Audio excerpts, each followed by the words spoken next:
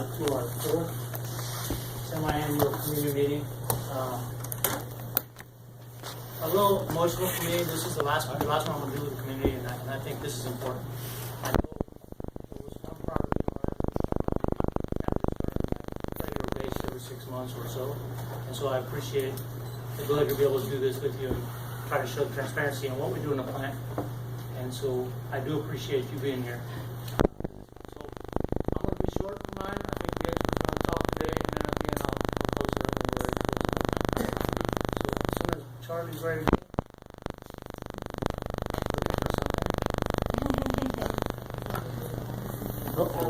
go. Charlie decided to take a nap today, so but that's what people can watch today. It's going to be the audio. If you hear voices, don't worry about it. Okay. So I got it. with that, All right. So my name is Alicia Gray, and I currently do communications for OSI, or I should say that I did until about 2 weeks ago. So many of you I know, I've seen you at a lot of these public meetings, but this is going to be my last also. I'm leaving around the same time as the commander. So I also have enjoyed my time with you guys, and I wanted to make sure I came back and did this one last one. So thank you very much. So what we're going to do is we're going to go over the introductions of the rest of the team in a moment. We're going to go over the purpose of the meeting, and then what environmental stewardship means to us at the plant. We're going to talk about transparency, and that is what has happened at the plant since our last public meeting. Any notices of violation, anything we reported to the DEQ, things along those lines. We have some permit applications that are in process that we want to update you on. You probably heard some about those, and we'll go over those. And then finally, we'll open up the floor to your questions. If you don't mind, we do ask that you hold the questions to the end so that we can make sure we get through the material, and we may answer some of your questions along the way. But at the end, it's wide open. You can ask us, and we'll do our best to answer. So you already met Colonel Ortiz. We also have with us Rob Davey from the U.S. Army staff right over here. He is the Chief of Operations for the U.S. Army staff.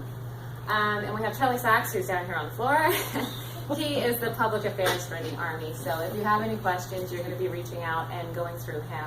Since I will be leaving BAE Systems, there won't be a BAE Systems contact until I'm replaced. So all things will start going through Charlie, but they have in the past already. So it's a nice process. Jay Stewart is here in the green. He is the Environmental Manager for BAE Systems. And I am Alicia Gray. Next one.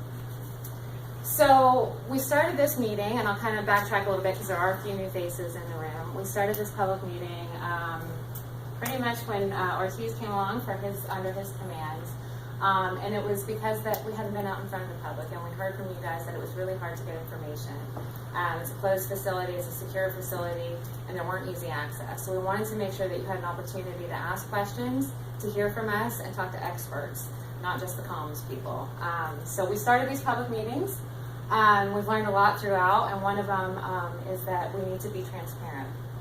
And like I said, what that means to us is everything that we do at the plant is available through the DEQ. We report it to the EPA, but that stuff's not always easy to find, and we know it can be confusing. So we want to make sure that we just throw it out on the table and show it to you, but also if you do see something out there that you don't understand, you can always ask us.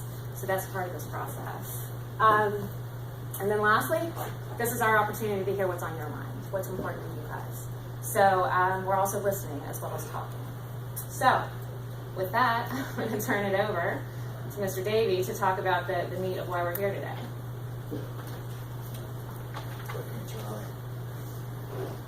I want to start briefly. I mean, some of you, this will be a little bit of a review, but since there are some new faces, about what kind of our environmental stewardship program is in a nutshell. A little bit of background on the plant. We were built in 1941. You can see from the picture there that the powerhouse there in the back, that powerhouse is still the powerhouse that we use today. We were built to defeat Hitler. We're still producing a lot of the same products. We're a key part of what the DoD needs in order to do its mission. One of the key successes that we focus on at Radford is personal responsibility at the plant, and you'll find that all the way down to the operator level. So whether it's spill response, where people are noticing something that's happened, shutting down operations when they need all the way up. That's very important to us, and we're all personally that way.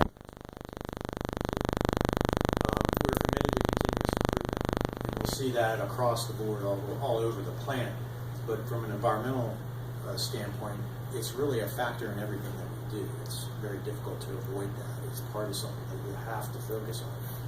And so we're focused on improving the facility. In previous meetings, we've talked about some of the modernization that we're doing out there to not have old facilities like we have. They present a very special challenge. And I'll talk a little bit about that later in the presentation. We've also been trying to actively improve our community engagement in response, like Alicia said, to what we heard from you. And so that's part of why we're here tonight. And our goal is ultimately to achieve environmentally sustainable operations plant-wide. We have sustainable operations in various areas, but it's a big plant, and we're going to have to continue to work on that to get it everywhere we need it to be. Go ahead, Charlie. And this is we just want to go through this with you all that, you may hear we don't do any testing, that we don't measure this or we don't measure that, and that's really not true. We perform extensive testing all over the facility. We use sophisticated monitoring equipment that's installed all over the plant. It continuously monitors our water and our air discharges. Those are monitored by our personnel. They're automatically captured. We have automatic samples taken by machinery in the plant. We also sample beyond our permit requirements. There's a lot of sampling that we do that we don't have to do, that we do to maintain tight control over our operations. We execute daily inspections for stormwater, wastewater, hazardous waste storage areas. And as we mentioned, our information is public, but we recognize that even though it's public, there's a ton of it out there, and it can be really hard to sort through. And that's part of why we do these meetings. We do go beyond our legal requirements. One of the things that we're very proud of is the International Standard for Environmental Management is ISO 14001. We are certified against that standard. It's a difficult thing to achieve and recognized worldwide. Our last audit was just this past February, and we were recertified. That is a very tight, continuous improvement loop that is done, so we'll actually get audited again in August, even though we were just certified in February. And that's a third-party auditor that comes in, looks at how you're doing, and tell you. The last thing I want to mention is that safety and environmental factors are our top factors in decisions. A safety issue, we will immediately stop. Environmental issue, we will stop until we get that figured out. And we do it really based on the monitoring that I mentioned, and of course our personal accountability. Go ahead, Charlie. Okay, so now I'll go through, just like we do the last few meetings, I'll go through what the latest notices of violation are that we have had since our last meeting in December. I mentioned this one, not the NOV, but the issues we were having in December. We were having trouble with the powerhouse actually at the time that we did our last meeting. And during the period from October through December, we had continuous emission monitors at our powerhouse, which are installed on our boilers. Recorded emissions greater than 20% opacity. What that means is the smoke from the powerhouse is too thick. And that it generally means it's kind of like a smoking car engine. It's inefficient. The combustion's inefficient. And when you have an issue like that for more than 6 minutes in an hour, it's a violation. And then again, in the latter part of December there, we had recorded a maximum 6-minute period of 92.6%, which is a very high opacity. That got us the notice of violation. The general, root cause of that is, again, it's an aging plant. It's very old. It burns coal. We have a high steam load at the plant, so we're pushing it very hard, and that causes the issues that we have. We also have had problems from January to March, and continuing to have problems pretty much every month. We're struggling with that powerhouse.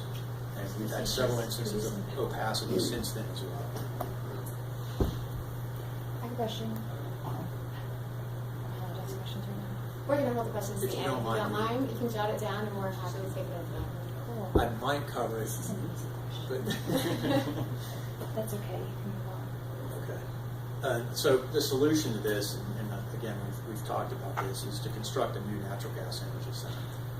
It's a really big priority for us within the Army and for BAE to get that powerhouse offline as fast as possible. So beginning in about 2008, we tried our best. Even at the time we had started designing the new plant, we put about $40 million into the existing powerhouse to try to improve it. And we were somewhat successful. The main thing we were successful on is monitoring. We got much better monitoring on the facility, which allowed us to report better to DEQ and allowed us to make adjustments that have really helped us. But it's also helped us there's just no way around this. So we continue to have problems. Virginia Department of Environmental Quality has issued our air permit for construction, which is a major milestone in getting the facility built. We've completed all the NEPA activity. That's all been publicly announced. And we are finalizing the design now and expect to award a construction contract later this year, which is exciting for all of us. In the I'm interim, sorry, that's for a new incinerator? Or no, for- new powerhouse, new natural gas energy center. Okay, thank you. In the interim period before the new energy center is constructed, we still have this old plant. I mean, it takes at least 2 years to build once you start the powerhouse. And in the interim period, we're doing some additional changes to the current powerhouse. We're making some burner modifications. We've had some additional experts in there trying to help us tune it up as best we can. So Rob, just to add on really quickly, because I kind of noticed the confusion.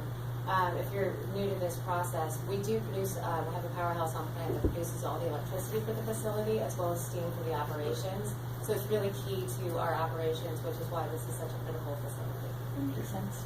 So this is going to be a combined power plant using coal and natural gas, so No, much more really. efficient. Just natural gas. Just Natural gas, fuel oil backup. Cool. no more coal.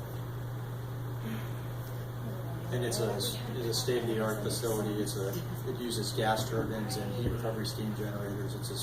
In fact, I just saw one in New York earlier this week. I was up there looking for it. But it's a tremendous facility. We're looking forward to getting That's through good it. we're doing that. Good, John. This is a warning letter that we received in April. Our burning ground permit has emissions limits in it that are driven by the emissions calculations that DEQ does, and that results in a load that we can put on the paint burner. We have to do calculations to figure that load out. The operator has to pick between the type of burning that we've done, the wrong essential equation. We ran the calculation, loaded according to that calculation, and exceeded the limit by 4% on that one particular burner. So the resolution for this was, realizing that we're prone to an operator error there, is we changed the software so it's not possible that we actually have to pick it correctly before the calculation will run. So in other words, you can't get a load calculated until it gets the right index, and that makes a big difference now. Go ahead, Charlie. And last thing I'll cover before I turn it over to Jay is you'll see a series of permit applications. We've got 4 right now that are in with DEQ. This permit application will go in July, and this is a corrective action permit which covers the cleanup of Radford Army Ammunition Plant. This program's been running for about 25 years. It's coming close to completion. We've got a restoration advisory board that's been running for about 50 years.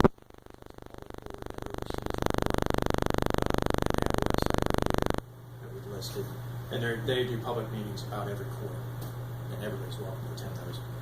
But this permit, I just wanted to make you aware, was being renewed. And I'll turn it over to Jay. He'll cover some of the other permits that are in progress. And that public meeting is held here, Yeah, in usually. this building. Just usually it's in the other meeting room. Corrective action. Go ahead, Charlie. My name is Jay Stewart. I'm the environmental manager for BAE Systems. The things I'm going to be talking about are the permit applications that we are currently working on or receiving or in progress. The first one I want to talk about is our permit application for our wastewater discharge permit. We submitted an application for that towards the middle of November of last year, received a completeness determination in December. That permit is currently going through public comment from the 5th of May through the 5th of June through the DEQ's office, the Blue Ridge Regional Office out of Roanoke. You can contact those folks if you want to make comment. And shortly after that period closes, if nothing's out of bounds, we'll expect that permit to be reissued to us, and we'll continue on with that. Next one, Charlie. This is a permit application for our explosive waste incinerator. This is the one where the permit renewal application itself was submitted under the previous contractor. Permit application was submitted in April of 12. We received an operational notice of deficiency from the DEQ in October of 14. That period of time, there was a whole lot of things that had changed in that process, in that permit application, not only just who the operating contractor was, but a whole lot of other components. We are actively engaging with the DEQ right now, trying to get this permit up to speed, get everything corrected. There's a NOD process, the notice of deficiency, is where when we send things to the state reviews them, they say, okay, this is good, you need to do this on the next part, and it's just kind of a back and forth, let's get everything together before we go to final permit review on that one. But we are engaged with them, hopefully get that thing knocked out in the next 2 or 3 months. It's a very large pile of information that's going back and forth to them. Next slide is really talking about our open burning ground permit. That permit, new renewal application is going to be submitted at the end of June. The reason these two permits are so tightly together is a lot of the stuff, they're both Part X RCRA permits.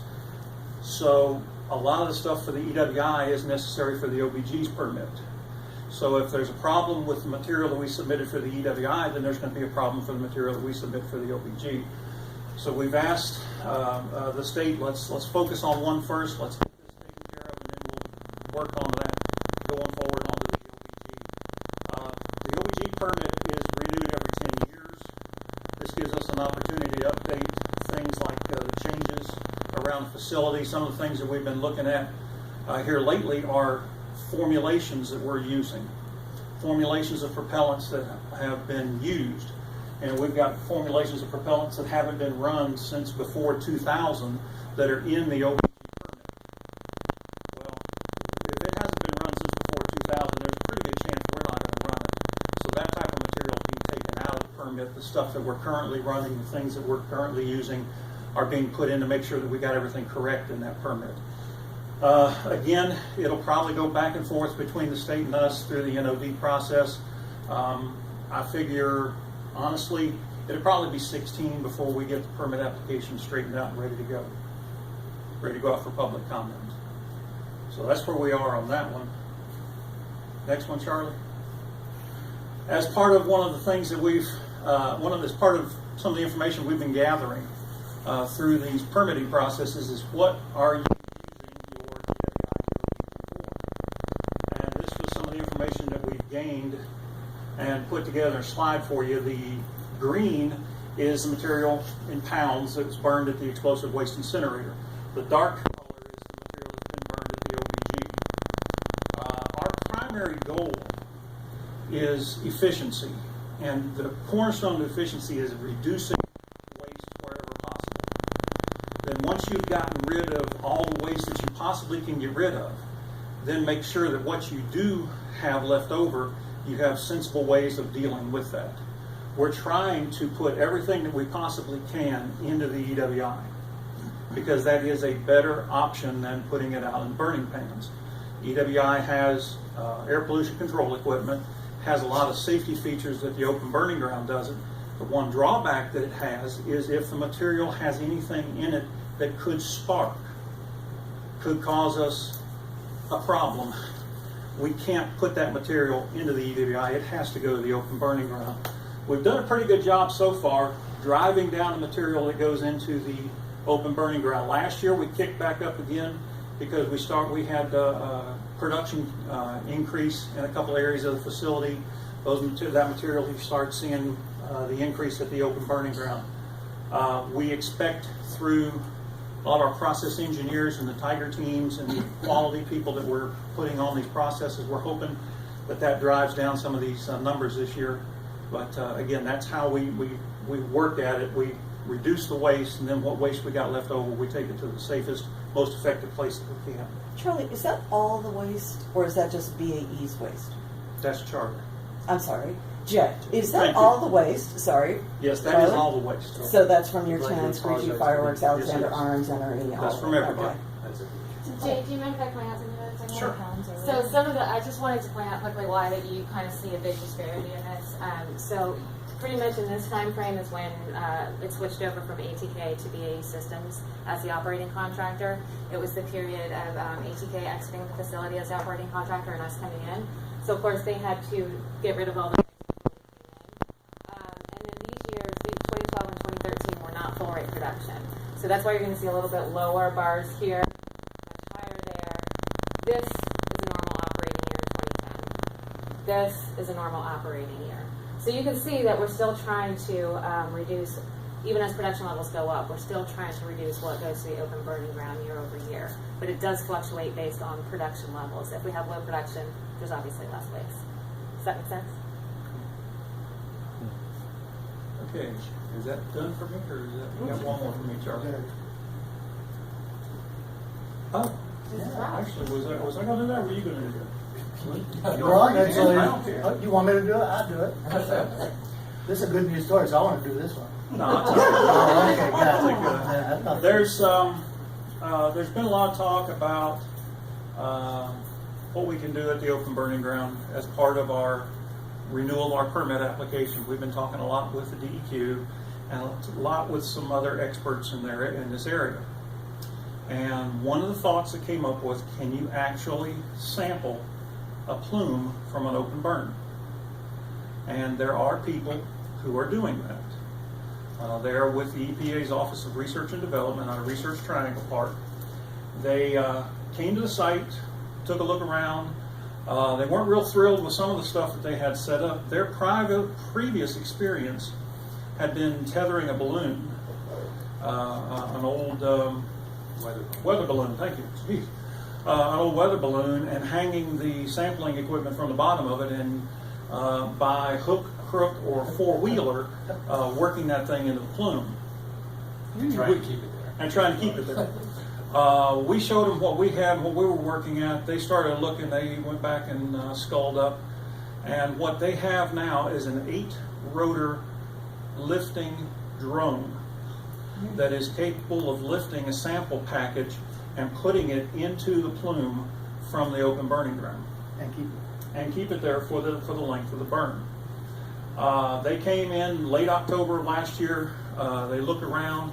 We sent them some pictures. They came back again and said, yeah, we think we can do this. Our biggest problem is, and I know nobody's been to the open burning grounds, we have a power line that runs right down the middle of the open burning grounds. And power lines and drones do not mix well. So that's their biggest concern they have right now. The winds and the variability and just trying to keep that thing out. The Army has been able to secure funding to get this guy to come and do these samplings. We are currently going back and forth on the schedule, but we do believe it will be done in 15 before winter sets in. Better be done before winter sets in. I'm not going out there in the cold. But we are actually going to be able to sample open burns, both the dry burns and the skid burns, from this facility. And part of that information will be used, I'm sure, in our open burning ground permit. And publicly, I want to thank, and this, you got to understand, this idea came from a lot of people. A lot of them came from here too, but there's a team that works for Jay, and a team that works for Rob that have been working, and I'm telling you, I've been pressing very hard to get this done. I wanted it done before I left. It's not going to happen, and we'll have some hurdles with finances stuff. We got that taken care of. It looks like, and they were trying to promise me a schedule by today, but obviously they didn't get it, so they'll get their lashing when we get back to the plant. However, I will tell you, this is very important to me. This is one of the things that I wanted done, part of it because of the discussions we've had here, but a lot of it because we wanted to show you that our calculations are not wrong, that we're doing the right thing, and that we're trying. And so, you asked me, what about around the plant? I can't do it outside the plant. I can only do it inside. So I'm going to do it at the source. And this one, I say I, but really, you're looking at the team. And the commander will come on board. She'll be able to stand here and tell you this is what we found. But I just wanted to publicly, say thanks, because that's just been driving this train. All I've been doing is kicking. Quite well, man. That's right. Great job. All right. Charlie, you want to go to the next slide? So we're going to open it up for questions, but before I do, I want to give the commander one last opportunity to say anything that he maybe has to say to you guys, since this is his last chance, and then we'll open it up, I promise. Okay. Off the subject, the firehouse is going to be named after Doug Day. Some of you may not remember Doug Day. He was a safety manager for a long time at the plant. He passed away 3 years ago. His son is the coach, basketball coach at Blacksburg High. So we're going to honor him, and we're going to name the firehouse in his name. And that will happen. That's my last act as commander is going to affect. As soon as we do that, then we'll do a change command, and I'll pass it on to somebody else. For the last 2 years, this has been a great experience. Everything I've learned and questions you have submitted, team of experts that I've